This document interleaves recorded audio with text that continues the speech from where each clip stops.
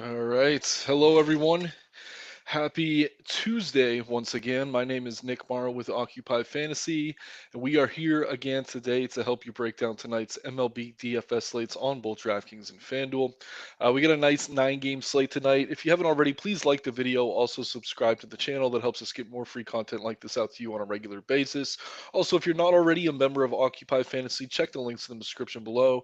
As a member, you get access to our single lineup builder, multi lineup builder, also, the models you see here, which I'll be using throughout the video. We also have a private Discord server full of pros to help you improve your game. So yeah, I'm going to take the next 20 minutes to a half hour to talk through the slate. Any questions you have, feel free to ask them. We do already have the Daily Plug article out today, which has our favorite plays and stacks and pitchers, etc. in that model. Um, but yeah, pretty interesting slate tonight. Again, it is 9 games. I have a DraftKings and FanDuel window open. I'm going to kind of talk through my favorite plays and how I'm going to build. I will also talk through ownership quickly. But yeah, it's an interesting slate in that ownership's relatively flat for the top stacks and the top arms. We're also, yeah, so I don't know. There's enough variety here. There's really no lock in terms of a stack. There's really no lock in terms of an arm. So we're not going to see super concentrated ownership, which kind of means, yeah, you could kind of play what you like here and feel pretty good about it. You don't have to get too crazy trying to get different, but at the same time, obviously, you don't want to just play garbage. But the good news is we do have some quality options. So I'm going to take a look at stacks first, just checking in on the chat. How's it going, Zach? And then, yeah, hey, Chris, happy Mason Miller night indeed. One of the best young pitchers in the league is taking the mound for the Oakland Athletics. Very impressive stuff this kid has shown so far. But it's interesting. I mean, the Angels are showing a very high implied team total at 5.6 runs. So I don't know that our model or the betting markets are really trusting this kid fully yet. But at the same time, at his price, I think his upside is certainly very appealing. So this is one of those instances where you could kind of play it both ways. If you're playing multiple lineups, maybe you get some Miller in there and a few, and then you could kind of hedge and play an Angel stack or two. So if he struggles, those lineups that you have with Miller are probably going to be dead, but you kind of get double leverage if those Angels backs go off and Miller is drawing decent ownership. So a decent hedge opportunity there if you are playing multiple lineups. For me personally, if I'm only playing one, I'd rather play Miller than fade him. I do believe in this kid's stuff. I'd go ahead and bet his K props. I'm seeing, I think he's around 4.5, 5.5, depending where you look, but really, really talented young arm. I was going to start on stacks, but let's start on pitchers first here. As we do talk about Miller.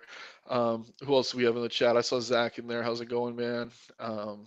But yeah, hopefully we get a few folks in here asking your questions. If you are using the model, make sure you're sorting by the DK or the FanDuel main. There are a couple 640 games. I'm not going to talk about those at all. But let's start with DK ownership first. So taking a look here, we got Joe Ryan towards the top against the Yankees.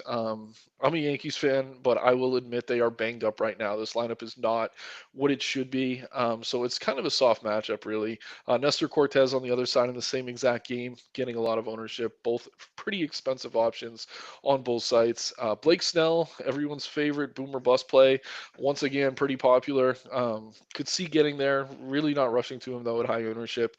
Eric Lauer against Detroit. Detroit has actually been half decent against left-handed pitching this season, but it's still the Detroit Tigers. I think as the season kind of wears on, we'll see that that is a plus matchup for opposing pitchers.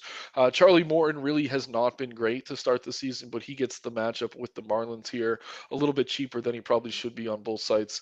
And then we got guys like Griffin Canning, Mason Miller, who we were just talking about, and then a Jose Butto for the New York Mets, another young arm, very cheap with some K upside.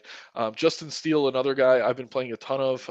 It seems the sites have finally adjusted their pricing to how he's been performing, so he's very expensive everywhere. But we're seeing single-digit ownership on Steele. So I'll start with Steele. I don't think he's someone you have to rush to. Obviously, San Diego, one of the tougher matchups on the slate. But if he's drawing 1% ownership on FanDuel, sub 10 over on DK, where you're playing two arms, I think he's a decent GPP option.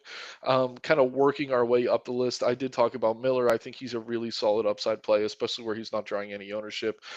He's kind of one of these new shiny toys. I think usually these guys end up a bit higher owned than we expect them to, just because we know they do have tremendous upside. And at 5,700 on DK, he makes a lot of sense as an SP2. But at the same time, as we kind of talked about at the beginning of the video, there's a lot of good stacks tonight, so you don't really have to force anything in. You're not really paying up a ton for bats unless you're maybe going to the Braves or Blue Jays, something like that. Two really good stacks, but I do expect we see Miller's ownership climb a bit before we get to the slate lock. Barrios, boomer bust, not really interested in him. Jose Butto, I don't mind as a pivot off of Miller. I do think Miller has more K upside though, even in the more difficult matchup against the Angels. But it wouldn't shock me to see Butto do well here.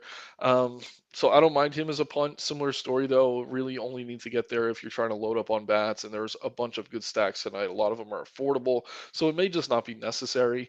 Griffin Canning, kind of similar to Blake Snell. Very much boomer bust, high K upside, but he also has been known to allow home runs on occasion. I don't mind him here against Oakland. Really, really like the DK price of 6,400. I think if you're looking for floor in that range, Canning is the safer option over a Butto or a Miller, excuse me. But yeah, all three of them kind of nice GPP options, all reasonably owned. Charlie Morton, I think, is pretty safe here against the Marlins. I mean, the numbers really haven't shown it, but I do think he's going to round into form. I think the numbers we're looking on him are a bit skewed by those first couple starts. He seemed a little bit better last time out. Eric Lauer, probably not going to get to a ton of him against Detroit. Snell, a little bit overowned against the Cubs. Obviously, crazy upside, though. We see the occasional double digit K game out of him. And then Cortez and Ryan at the top. So I really do like Ryan. If I'm taking a look at the Yankees lineup tonight, we got Volpe, Rizzo, Judge, LeMahieu, and then it falls off a cliff. We got Willie Calhoun, Oswald Peraza, who's decent but hasn't been great. Franchi Cordero, who can't hit a breaking ball, and teams are finally figuring that out. Just don't throw him fastballs and you're good. Jose Trevino, really not that dangerous of a bat, and Aaron Hicks, who I am hoping gets designated for assignment sooner rather than later. So if Ryan can get through the top of that order, Volpe obviously decent rookie, but not something you have to fear. Just keep him off the base pass. Then Rizzo, Judge, LeMahieu. This is a very very favorable matchup. So I understand the high ownership on Ryan. I think if you're playing cash games, that's probably where you go. But at the same time, he is the most popular play on DK. There's plenty of other arms to consider, so I could see getting off of him. Not really rushing to play Yankees as a leverage play against them, but at the same time, I don't know. If he's the highest owned, I think you could get away from it. It's just, I don't know. He's not too over owned though, so I'm really not rushing to get away from him. I like him here. Same with Nestor Cortez. Buxton is in batting fourth tonight. Correa, Polanco. Just taking a look at the Twins lineup on my other monitor. Um, but yeah, I mean, he's shown he's in good form. He's kind of a statistical anomaly in that he doesn't generate the types of swinging strike rates you'd expect to see out of an ace. And his ERA usually is a little bit lower than his FIP, but he's been kind of trending that way for the over a season now, and like everyone's waiting for regression to come on this guy, just hasn't come. So I'm willing to buy on Cortez here. I think he's fine as well. You're really not getting ownership discounts on him on either site though, so those are two great plays. But at the same time, I'm totally fine going to a guy like Charlie Morton. I'm totally fine getting to some of the cheaper guys we talked about: Mason Miller, Jose Butto, even a Griffin Canning. And then I do like Justin Steele at pretty much no ownership against the Padres. It's more of a large field, high risk GPP type play, but he's shown tremendous upside. And I mean, if you go down and you're really digging, there are some other options you could consider. But I do like Ryan. I do like Cortez. Are they overowned? Maybe a little bit, but not enough to really want to get away from them. So a lot of good pitching options to consider in all the different price ranges tonight. And if we're talking about FanDuel, I mean, I was kind of talking about TK more. Um, it's a similar story over there, though. We're just seeing a ton of ownership going to Blake Snell. So for me, whenever he's the highest owned pitcher, that's the guy I'm trying to get away from. It burns you some nights. Snell is capable of a tremendous start. We see the very high K per inning pitch here, 1.27, one of the best figures on the slate outside of some of the guys with the smaller sample sizes. But yeah, I mean, I'd rather maybe pay up for Ryan Cortez at lower ownership. We got Butto, we got Miller, we got Steele at very, very low ownership if you can afford them. But again, that's all going to depend on the stacks you choose. Um, And I know tonight, if you have read the Daily Plug, we're on some solid stack options here. I mean, the Royals are affordable. Then the Angels and Braves, obviously, a bit more expensive. But if you're using the Royals, you can afford to get up to someone like Nestor or Ryan or even Steele on FanDuel, where they are pretty expensive. So I'm going to take a quick look over at chat, see what you guys are looking at. Um, yeah, I'll talk about Canning a little bit. I'll pull up some of his numbers for you, Zach, on the other site or on the other monitor rather. I think I have Fangraphs up already on him. I got too many tabs open. But yeah, there's a ton of good arms to consider. Canning's certainly one of them. And yeah, Young Lloyd, I mean, the thing, you could definitely play Cortez and Ryan together. On DK, you only get 4 points for the win. Obviously, you want to capture that win. So if you play both, odds are you get it from one of the two. You're not going to get the bonus from both guys. But if you can afford to fit both of them, that will make you pretty contrarian. I don't think too many people are going to be rushing to play them as a pair. But you're really only giving up 4 points of upside, and if they're going to be two of the higher raw point plays on the slate, I don't think losing that win bonus is a reason to get away from them. So I know some people don't like to play pitchers in the same game, but really, if it's like a 1-0 game or like a total pitchers duel, then that's not really a spot you need to shy away from. Just, oh no, I'm not going to have those 4 points. Like over the course of a season, I don't think that matters as much as some people think it will. On a very small slate, I'd be more likely maybe to get away from something like that, but I don't know. I just think they're two of the best raw point plays on the slate. I think we have them rated as two of the top index plays. So I'm just not going to get away from them there. Let me close Slack. um, and then, yeah, like if we're looking, just a second here, try to get the pop ups to stop. Okay. Um, but yeah, Cortez not quite as high as Ryan. Obviously, a little bit lower owned, though, but definitely feel fine to play them in the same game. All right, so let's talk about Griffin Canning a little bit. On the season, he is a 5.4 xFIP. This is a very small sample size, though. He's holding both righties and lefties to pretty low WOBAs and ISOs.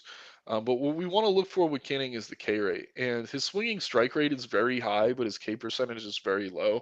That tells me he's been a bit unlucky. I think we're going to start to see more strikeouts out of Canning. I'm taking a quick look at his game logs here. He's K'd 4 in every single start this season, but when you look at the teams he's had to play, it's the Padres. I think he had to start against the Nationals, which is obviously a decent matchup, but then the Yankees. So I don't know. When you see a very high swinging strike rate and a very low K percentage, to me, that's bad luck. And I do expect we see more Ks out of Canning moving forward. So I like him a lot here. Like I said before, I think he's safer than Miller, probably safer than Butto as well in that same price range. Um, the K rate being sub 20% is a bit alarming to me, but I do expect that to climb. We're just dealing with small samples. He missed most of last season, so to get a large sample on him, you have to go back into stats from 2021, which is not something I usually like to do. So yeah, we're seeing a 16 and a half swinging strike rate percentage, and then just a 19 and a half K percentage. So to me, he's going to get the swinging strikes. This A's lineup they have rolling out against right-handed pitching dating back to the start of 2022. It looks like they have around a 23.5% K rate, 148 ISO, sub 300 WOBA. So it's a good matchup for Canning here as well. So yeah, in short, in summary, I do like Griffin Canning. We take a look at the ownership, pretty popular on DK, not getting much love at all over on FanDuel. I prefer him on FanDuel, but he's a pretty big favorite here. Good shot to get the win. And then on DK, he's just in this group of pitchers that are all around 20% owned. That's Canning, Morton, Lowers, Snell, Cortez, Ryan. They're all good. And Canning certainly is part of that group as far as I'm concerned. Still a bit surprised by the Miller ownership. I do expect that to come up, and I wouldn't be surprised to see Steals come up as well. But yeah, I do like Canning a lot here. I think we're going to see more than 4Ks in this matchup. He's just been kind of a little bit unlucky in that he's generating swinging strikes, but not getting the actual strikeouts. So I do expect we see that shift. What else are we looking at here? Already talked about Canning. We could talk about stacks a little bit now. So obviously, there's a lot of good pitchers we like. You could kind of pick your favorites of the bunch. Um, all come with some risk, but I think they're all relatively safe. compared to what we've been having to roster on some of these other slates lately. It's not a bad pitching slate. It's actually a strong pitching slate. It's just there's not any like smash plays up top like we see when we have DeGrom on certain nights or Strider last night and what he was able to do as an outlier. Like there's certainly no option I feel as strongly as we did about Strider yesterday. But at the same time, there's like 6 or 7 who I feel pretty good about. So definitely a different type of slate. But at the same time, that's good because you can get different at pitcher. You can maybe get a little bit chalkier with your stacks. So if we're looking at ownership on both sides, I think we're seeing the Royals as the most popular stack, 51 OF index, no surprise there. Just pulling them up on my other monitor here. They're taking on Ryan Nelson, who is really not a good pitcher at all. Gives up more power to lefties, but he gives up plenty to righties as well. So while we favor the left-handed bats here, it's not enough of a split for me to really say, oh, don't play righties. Like I really like Salvador Perez. I really like Bobby Witt. Pasquantino, I think Jayhawk in Discord shouted him out as a home run call. Love it. I think he could definitely go yard here. MJ Melendez as well. Yesterday they didn't have Franmil Reyes on DK for whatever reason. Maybe he pissed someone off over there, but he's back in the player pool tonight. And as I pull up stacks, we could also pull up the batters page, sort by KC, and see how they're looking in terms of index and ownership. So yeah, Perez very popular. Obviously, catcher's a tough position to fill. He's one of the best on the slate. Melendez catcher eligible on both sides as well. You can play them both together because he does have outfield ownership on both sides. Pasquantino, who we talked about, the price is just too cheap, especially on DK. 3,500 makes no sense to me. He should be in the mid to high 4K range. One of the better young players in the league, in my opinion. Really like him on both sides. Franmil's fine. Bobby Witt expensive on DK, a little bit underpriced on FanDuel. Like him on both sides, gets you that steal upside as well. And then guys like Massey, Isbell, not going to be rushing to play Lopez or Bradley Jr., but they're pretty much minimum salary on both sides, so they can make that stack cheaper. But if we're sorting by ownership, I mean, DK, we're seeing Witt, Melendez, Pasquantino, Perez, all very popular. Same on FanDuel, Witt, Melendez, Pasquantino, Perez. So, yeah, I mean, those are the four best plays here, but you're probably going to want to mix in something else, even if you're only using the four-man on FanDuel. Maybe get Massey or Reyes, or if you're playing multiple KC stacks, just kind of rotate through. This is something I did with the Angels last night. So I had some good lineups that didn't have Trout. He was a disappointment, even though the Angels went off. So those lineups actually really climbed up the leaderboard because most people stacking Angels had Mike Trout. So that's not a strategy I'm ever going to recommend. Like, don't play Bobby Witt. He's too popular. Don't play Mike Trout. But if you're playing a bunch of lineups and you're using the same stack multiple times, it does make sense to kind of rotate through, fade some of the higher owned plays. If you're only playing one lineup, don't do that, in my own personal opinion. I would play these guys. But yeah, if you're playing like 5 or 6 Royal stacks, fade Witt in one, fade Melendez in one, fade Perez in one, and get some of the lower owned options towards the bottom of the order. Because even if a team goes off on any given night, we could see a player like Trout last night who really didn't hit value, even though that Angels team went off and was in a lot of the winning lineups. So just a strategy to consider there. So yeah, Royals very popular, but we like them a lot here, and they're very cheap and affordable compared to some of the other top options. We got the Blue Jays here. I know they're in the daily plug today, facing, I believe, Mike Clevenger. Let me take a look at this. And yeah, I think the model was adjusting for the roof being closed, so we had to wait a little bit on that. But yeah, Clev has not been himself lately. I don't know what it is. He's got that, yeah, xFIP over 6 on the season, which is terrible. Not giving up a ton of power, but he's really not missing bats, not generating strikeouts like we expect him to. Like all the Blue Jays bats here, but they are going to be popular. But again, I mean, Varsho looks great. Chapman, very expensive on FanDuel, but a good play on both sides. Guerrero, Bichette. Springer's been a little bit cold to start the season, but I don't mind going to him if that's going to affect his ownership. And then Brandon Belt's obviously very cheap. We saw Biggio home run. He is not in the lineup tonight, unfortunately, but we do get Whit Merrifield, who I don't mind. But let's take a look here. QRSTUV, saying the alphabet out loud, don't mind that. Um, but yeah, over on DK, Springer actually the most popular Blue Jay as we're projecting currently. And like I said, he's been a little bit cold lately. So maybe a way to get different is you skip Springer. And I could be eating my words in an hour. He could home run to start the game, and I'm going to look like an idiot. But at the same time, he's only showing a 100 ISO against righties, 245 WOBA to start the season. Small sample size, these numbers are going to level out. But if you're looking for a way to get different with Blue Jay stacks, maybe just skip Springer. Like Varsho, Guerrero, Bichette, Belt, Chapman, I mean, they all look good, really. And on FanDuel, we're seeing similar ownership. Varsho the most popular, but he's too cheap at 2,900. I don't know what they're doing with the pricing over there. Um, Guerrero very expensive, Chapman very expensive at 4K each. But we do have a lot of cheap pitchers tonight, so you could get to Toronto, feel pretty good about it against Clev.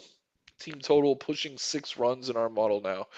So another great stack to get to. Another one I'll quickly talk through are the Atlanta Braves. Who's pitching for them? This Hoeing kid. I don't know too much about him. I was looking him up earlier. I think he's going to be limited to just a couple innings, and then it turns into a bullpen game. So the bad news is Atlanta is going to be able to play matchups. Like they could put lefties in against the lefties, etc. But at the same time, their bullpen's really not very good. So I'm fine getting to Braves here. Like them a lot. Pretty reasonably owned on both sites. Um, Similar story though. Acuna has been a little bit cold, but he's obviously one of their best players. So I don't know that you want to skip him, but if you really want to get different, I wouldn't hate you for not playing 6,600 for Acuna. You could go Riley. Albies has been heating up. Olson probably my favorite bat here. I think he's very likely to homer. The price on Eddie Rosario is ridiculous. 2,300 on DK, 2,200 on FanDuel. He'd be a part of most of my Brave stacks. And then Sean Murphy has sneakily been one of the best hitters in baseball. He's a staple for me as well. And if you're sorting by ownership, we're seeing Rosario and Murphy towards the bottom. I'd have them in most of my Brave stacks tonight, and then you could mix in more of the higher owned options and feel pretty good about that. I'll take a look over at chat now, see if you guys have any specific questions. Not seeing anything. So let's talk through another stack. We went through Toronto, Atlanta. Arizona's been decent. Brady Singer, obviously not the most talented arm. We could talk through them real quick. Da, da, da. I mean, I liked Singer coming into the season. This kid who's had pretty good stuff. But yeah, he just hasn't been showing it. 300 ISO allowed pretty much to both right-handed hitters and left-handed hitters here. So Arizona popping as one of the top ISO plays, I think it is. What are we sorting by here? If we sort by OF index, yeah, they're not quite towards the top. Um, Team total, they're up there, 5.5 runs. But I do like Arizona a lot tonight against Singer. Um, and yeah, Corbin Carroll, probably one of my favorite plays on the entire slate. I definitely get a lot of him. He's going to be popular though. He's the cover of this video. We got Pavin Smith, pretty low owned lefty bat. I like him a lot here. Josh Rojas. I mean, I'm pretty much just listing off names at this point. But really, I really like Arizona. That's another stack I'm going to be considering. There's a bunch of good ones on the slate. Taking a look over at the plug, I know we had the Braves. We talked through the Angels are another one. We talked about Mason Miller and how much we like his upside, but that is a hedge opportunity. Keep that in mind. It would not surprise me at all to see Miller give up some home runs here. But at the same time, I do want to play some shares. The Mets look good against, I think the Giants are going to have mostly Jacob Junis out. So keep an eye on that. Brebbia and then Junis. And yeah, the rest of that bullpen hasn't been all that great. We got the Cardinals here listed for their high ISO. They look pretty solid as well. So you can get some pieces of that late game. Feel pretty good about it.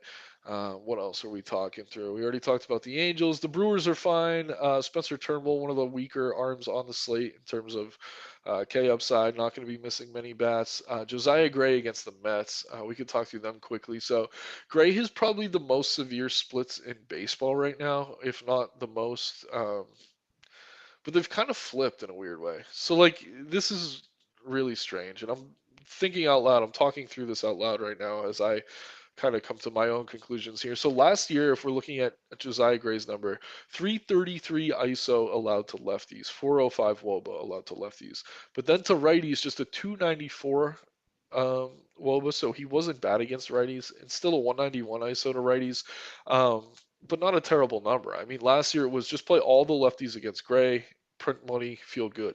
Then we look at his numbers this year. 118 ISO allowed to lefties, 301 WOBA, and then he's allowing a 250 to righties now and a 395.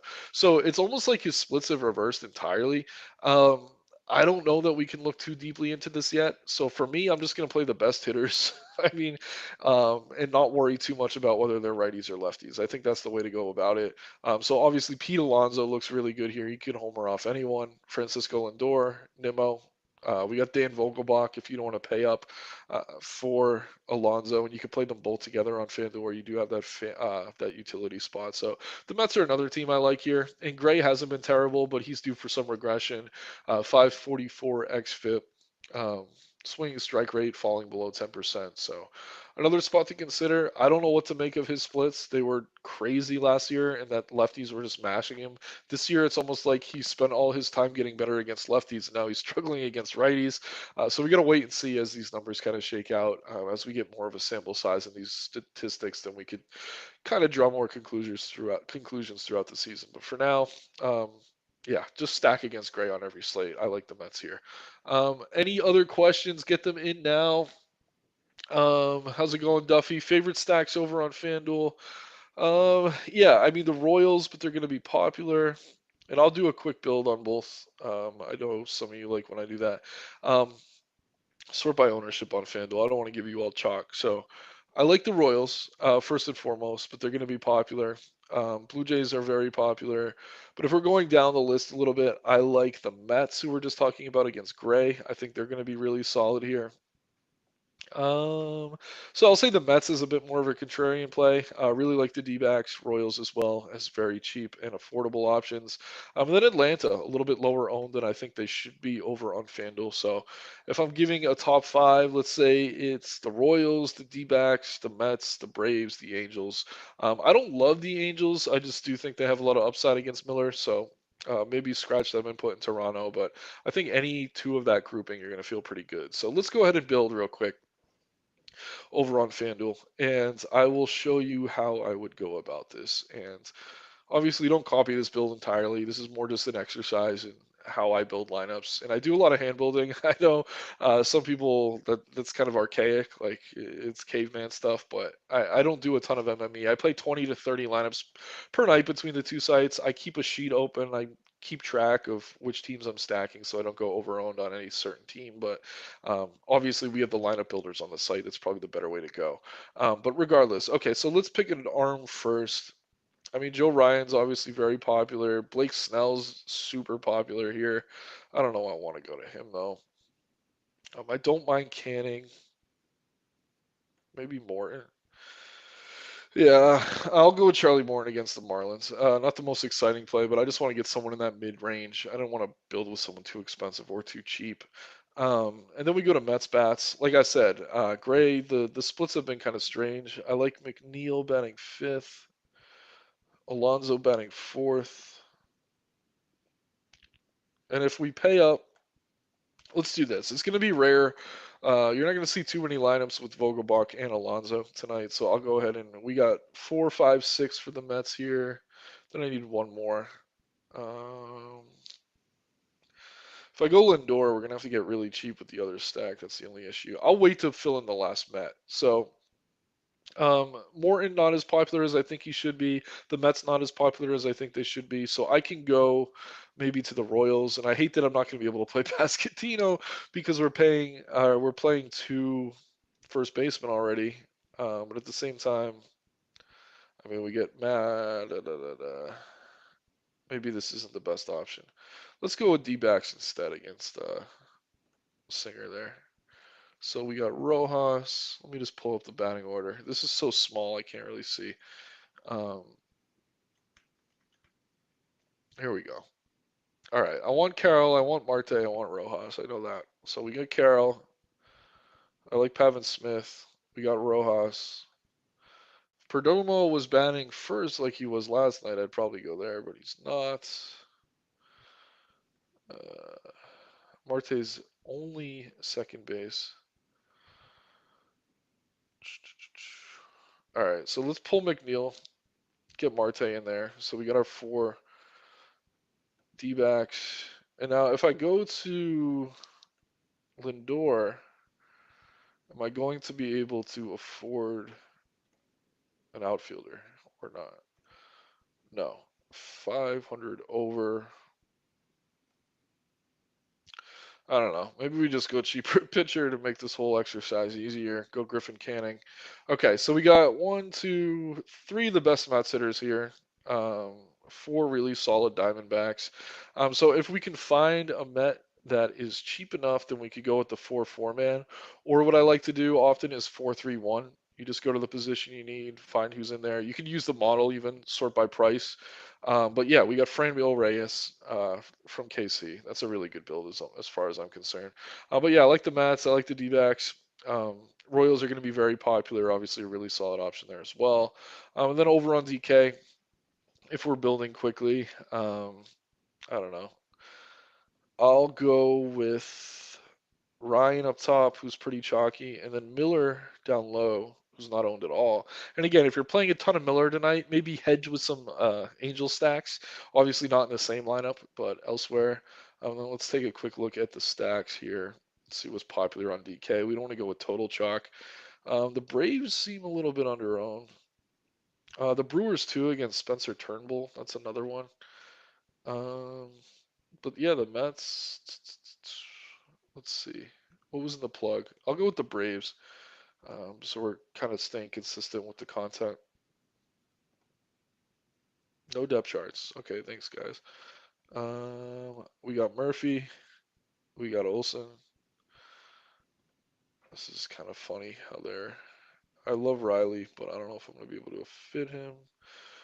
One, two, three.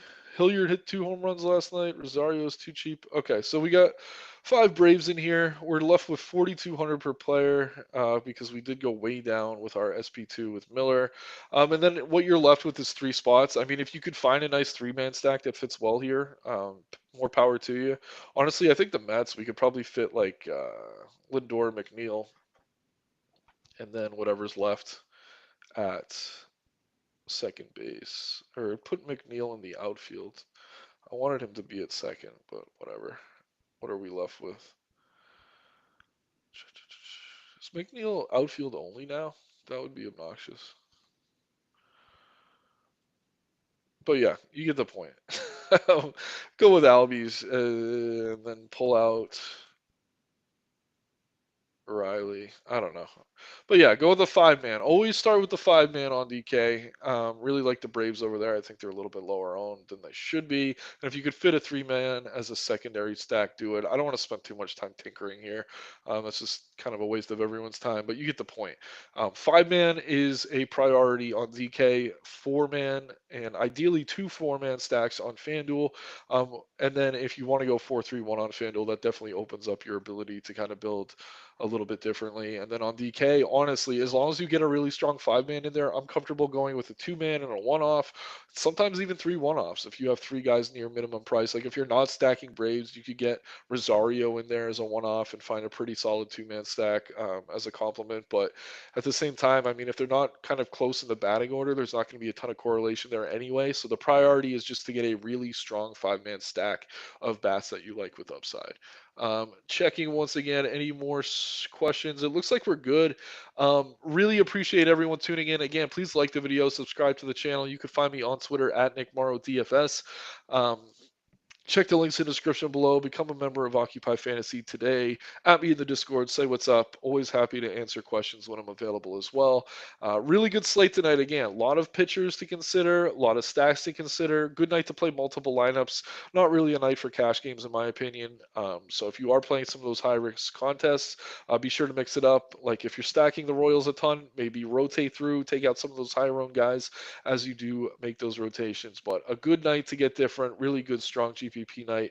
Play the plays you like, and I think you will end up in a good position. So let's have some fun tonight, everyone. Make some money. Take care, and good luck.